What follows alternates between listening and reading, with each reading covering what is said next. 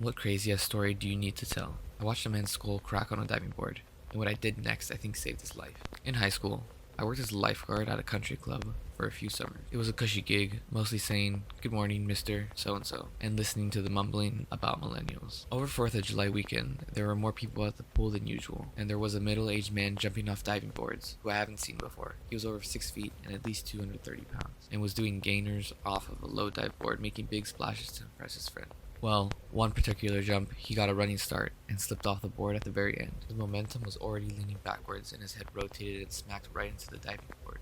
I can still hear that cracking sound in my mind. I'm sitting 8 feet off of the ground in the lifeguard chair, watching this all go down, praying I don't have to do anything. I didn't see any blood, which was a good sign, but as I watched his body sink down, I counted 1 1,000, 2 1,000, 3 1,000. No movement.